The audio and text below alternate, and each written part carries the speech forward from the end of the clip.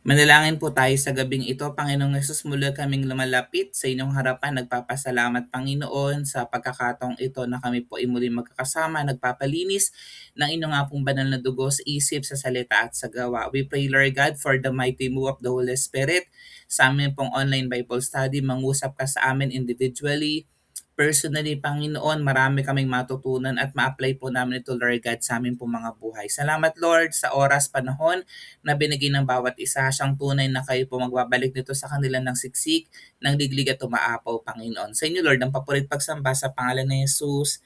Amen. Ang ating topic 204, Light of Salvation, Walking in His Grace. Ang ating pong main verse, kukuhanin natin sa Psalm chapter 27 verse 1.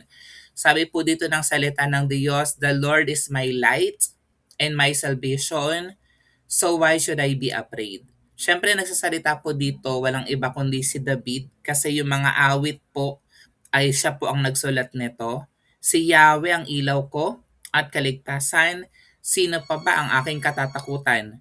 Si Yahweh ang muog ng aking buhay, sino pa ba ang aking kasisindakan? Pero bagamat ang nag-utter na mga prayers na to, awitin na ito, worship na ito ay si David, we can also use these words to honor the Lord, to worship God. Na-acknowledge natin sa buhay natin ang Panginoong Hesus natin, siya yung ilaw ng buhay natin, siya yung ating kaligtasan. Dahil siya yung ating kaligtasan, hindi dapat tayo matakot. Amen. Kasi kasama natin ang Panginoon and the Lord is our shelter. So sino pa ba ang ating kasisindakan?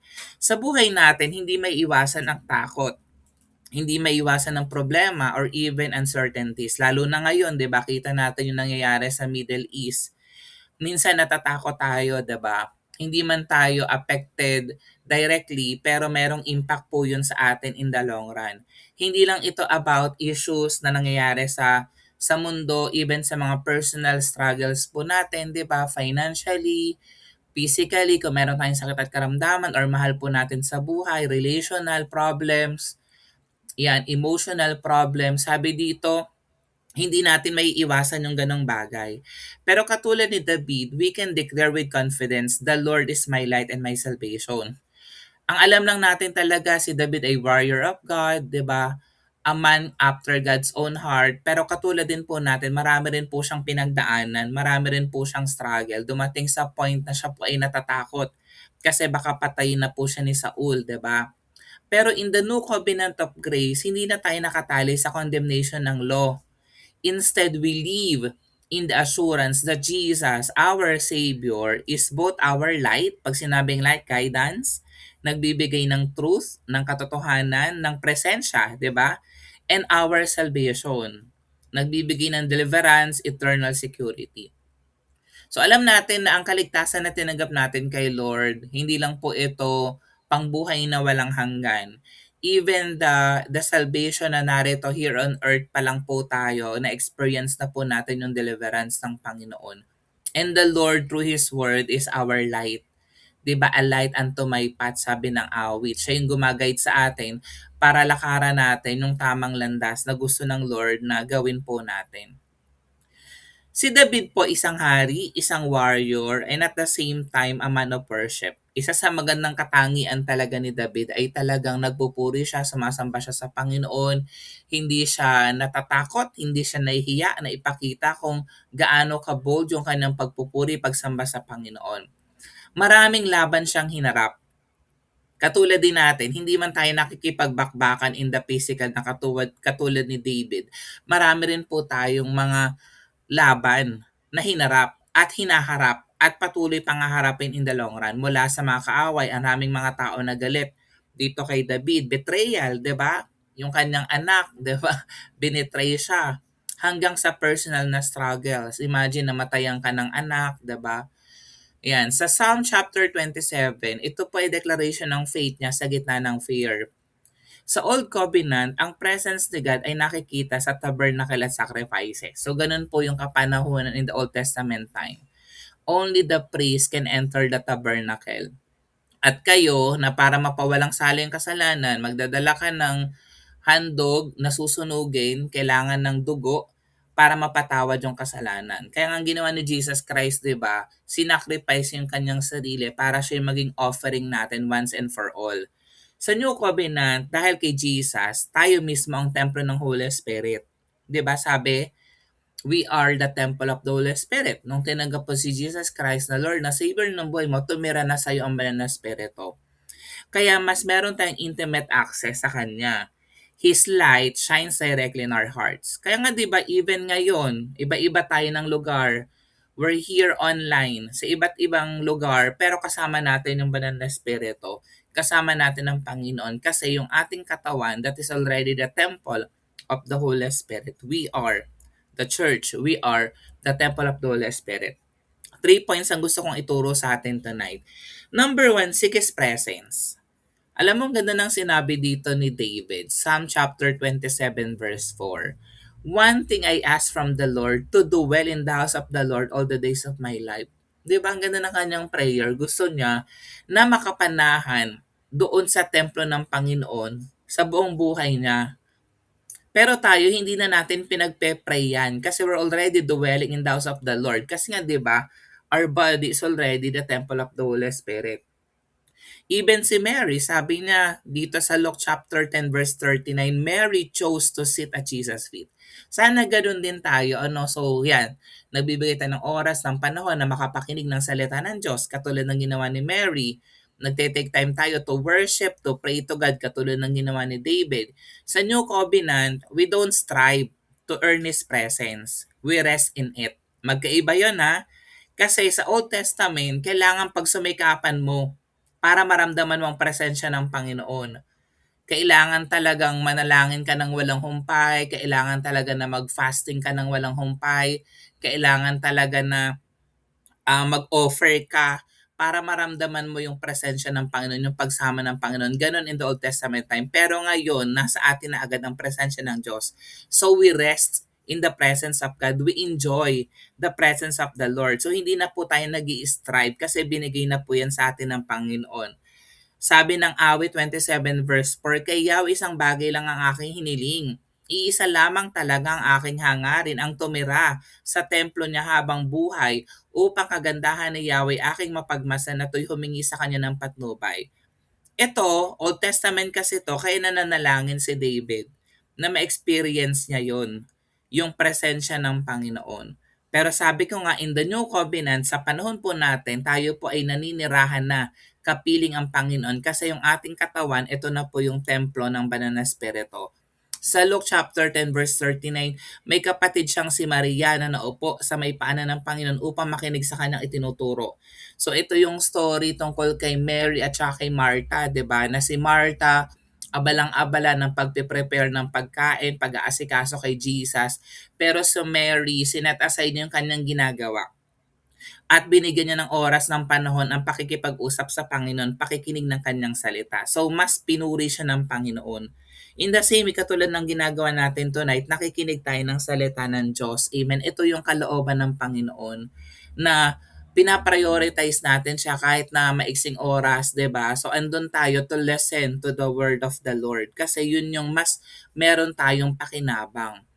Number 2, aside from seeking His presence, sasabi ko nga nasa atin na, hindi na tayo kailangan magmakaawa to earn that, to strive for that. Pangalawa, we have to follow His guidance. Diyan na papasok yung ating decision making. Minsan kasi clear naman sa atin yung instruction ng Lord, yung direction ng Lord, yung leading ng Panginoon. Sabi ko nga, hindi na negotiable kung dapat ka ba mag-church every Sunday. 'Di ba? Hindi na siya kailangang itanong kay Lord. It has to be natural kasi it's your response to the love of the Lord. You know the importance of fellowship no matter how busy you are. Yung pag-attend ng Bible study, 'di ba? Pakikinig ng salita ng Diyos. Pagko-quiet time, yan, tinuruan ko nga yung Light Leaders Training Batch 3 kahapon on how to do daily devotion. So we have to follow the guidance of God. David trusted God's leading kahit surrounded ng enemies. Minsan kasi tayo, pag distracted, hindi na tayo makasunod sa Panginoon. Halimbawa, distracted sa trabaho, distracted sa schoolworks, 'di ba? Distracted sa finances, distracted sa relationship, sa sakit at karamdaman, sa katamaran, 'di ba? So minsan hindi na tayo nakakasunod. Hindi lang in the physical enemy na katulad na na-experience ni David. Si Paul, he followed the Spirit's direction in his missionary journeys. Babasahin natin yan sa Acts chapter 16 verse 6 to 10. How are we going to apply this one? God's word and spirit are our light. Sabi ng John 8:12, hindi tayo maliligaw kung siya ang ating sinusundan. And it's worth it. Huwag mong isipin na pagsasayang ng oras ng panon ng pagbibigay ng time para kay Jesus Christ. Kasi ang Lord na magbibigay sa atin ng guidance yung kanyang mga salita. Sabi ng Gawa 16:6-10, sapagkat binawalan sila ng Espiritu Santo na mangaral sa lalawigan ng Asya. Naglakbay sina Pablo sa lupain ng Phrygia at Galatia. Tingnan mo, very clear. Maganda yung way nila na sila inangangaral ng salita ng Diyos, pero it is the Holy Spirit telling them na wag doon mag-preach ng Word of God. 'Di ba? So may ibang direction ng Lord sa kanila. Kaya nga tandaan mo, hindi it's about performance. Minsan kasi we're doing our own na hindi kalooban ng Panginoon. Kailangan, ano ba yung nililid ng Panginoon sa ano ba sinasabi sa naman ng Espiritu? You have to be guided and be led by the Holy Spirit. Pagdating sa hangganan ng Mysia, papasok na sana sila sa Bitinia, subalit hindi sila pinahintulutan ng Espiritu ni Jesus. Kaya't dumaan sila ng Mysia at nagpunta sa Troas. Kinagabihan, nagkaroon si Pablo ng isang pangitan. Tinan mo, nangusap ang Lord in vision. Isang lalaking taga Macedonia nakatayo at nakikiusap sa kanya, pumarito kayo sa Macedonia at tulungan ninyo kami. So ako naniniwala na itong lalaking ito na nakita ni Paul dun sa kanyang vision, sa kanyang panaginip, ito po ay nananalangin. 'Di ba? And then tinugon ng Panginoon yung prayer ng lalaking ito na taga Macedonia. Kaya nga napaka-important ng prayer eh. Pagkatapos ng pangitayang ito, gumayak agad kami sapagkat natiyak namin kami tinatawag ng Diyos upang ipangaral sa Macedonia ang magandang balita. At yun nga yung nangyari. Sinunod nila. Very clear ang instruction ng Lord. Di ba, nangangaral sila ng salita ng Diyos pero may ibang plano ang Lord.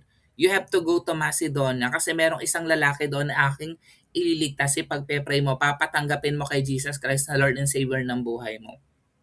Kaya nga, yung pag-share ng salita ng Diyos, it has to be led by the Holy Spirit. Ako naniniwala kayo, hindi aksidente na narito kayo sa Bible study because it is the Holy Spirit who lead you to attend to the Bible study. Kasi yung salita na naririnig mo tonight, this is for you. The Lord is intends this word na mapakinggan mo siya right now. John 8:12, muling nagsalita si Jesus sa mga tao. Sinabi niya, ako ang ilaw ng sanlibutan. I am the light of the world.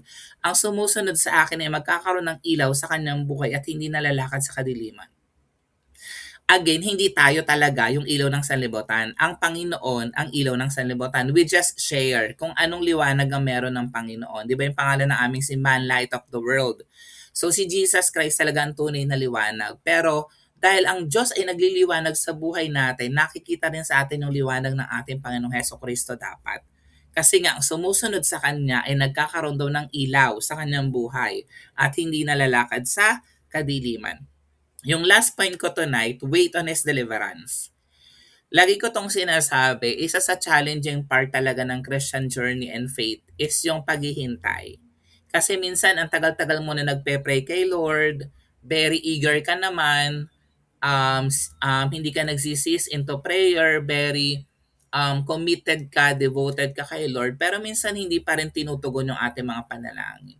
Pero sabi ng Psalm 27 verse 4, wait for the Lord, be strong and take heart. Tandaan mo, kaya nga siya naging Diyos, alam niya yung perfect time.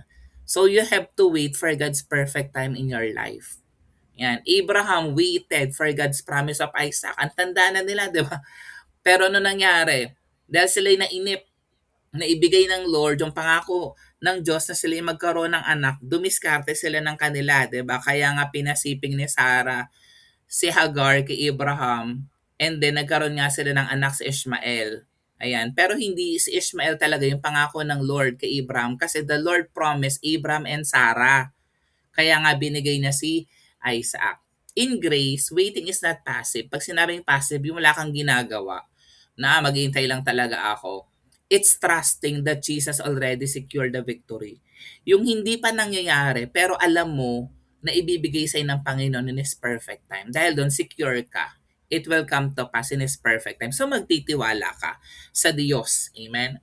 Awit 27 verse 14, kay Yahweh tayo magtiwala. Manalig sa Kanya at huwag manghinawa.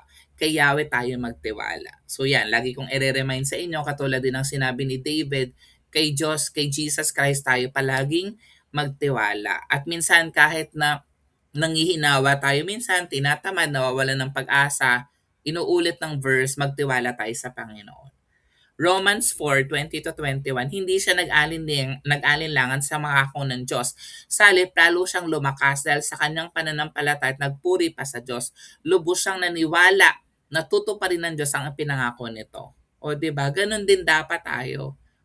Dapat patuloy na lumalakas ang ating pananampalataya sa Diyos, patuloy na inaabala natin yung sarili natin to honor the Lord, to worship the Lord, lahat ng pagkakataon that we can hear the Word of God, mag-church tayo kapag linggo, umati ng Bible study, manalangin, magbasa ng salita ng Diyos, magpuri, ayan, and then maniwala ka na tutuparin ng Diyos kung ano man yung personal na pinangako niya sa'yo. Amen. Kasi ang Lord ay very personal. The Lord is speaking to us, dealing with us individually and personally. Kasi nga intimate ang gusto ng Panginoon. Meron tayong personal na relasyon sa Kanya. So conclusion po natin tonight, David overcame fear by declaring God as his light and salvation. So may mga bagay ka ba na kinakatakutan ngayon? Kinakatakutan mo baka hindi ka gumraduate, baka wala kang pambayad, baka hindi ka magustuhan ng taong gusto mo, 'di ba? Baka mawala ka sa presensya ng Panginoon, hindi ka gumaling sa sakit at karamdaman na meron ka or mahal mo sa buhay. Yan, i-declare mo that the Lord God is your light and salvation. Sa New Covenant, we have even greater assurance. Jesus Himself is our eternal light and salvation. Alam mo, ganda nga na tayo nasa New Covenant. Imagine, dun sa Old Covenant kasi, hindi pa si Jesus Christ napapako sa cross. Ibig sabihin, hindi pa nangyayari yung finished work ni Jesus Christ. So, ina-anticipate pa lang nila na mangyayari yun. Inaabangan, pinaprophesy. Pero sa panahon natin, alam natin na nangyari na yun 2,000 years ago. So, we're just enjoying. Diba dapat? Tinatanggap lang natin yung tinapos na gawa ni Jesus. Kaya we start our battle sa finished work of Jesus Christ. Saka nakakita ng ganun, pupunta ka ng labanan pero panalo ka na agad. So, umpisa pa lang, panalo ka na. So, ganun po yung ating battle. Jesus Himself is our eternal light and salvation. Fear loses its grip when we fix our eyes on Him.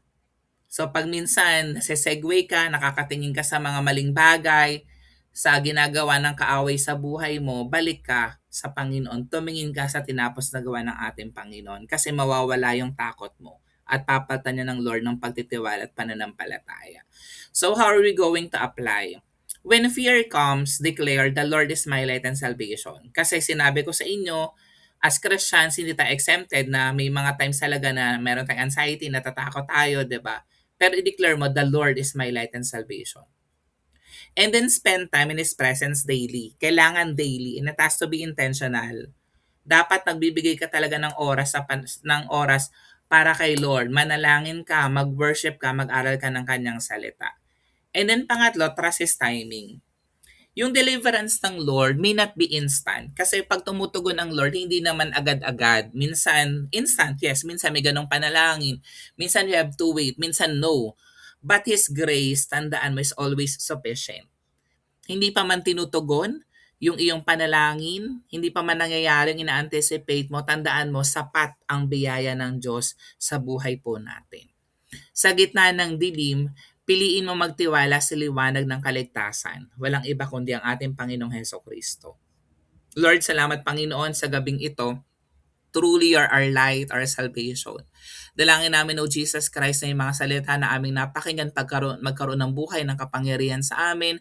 Patuloy na isika namin, Lord God. Bagamat napapagod kami, bagamat natatakot kami, marami kami mga pinagdadaanan, maraming pagsubok and challenges, Lord, mas pinipili naming mag-dwell in your presence.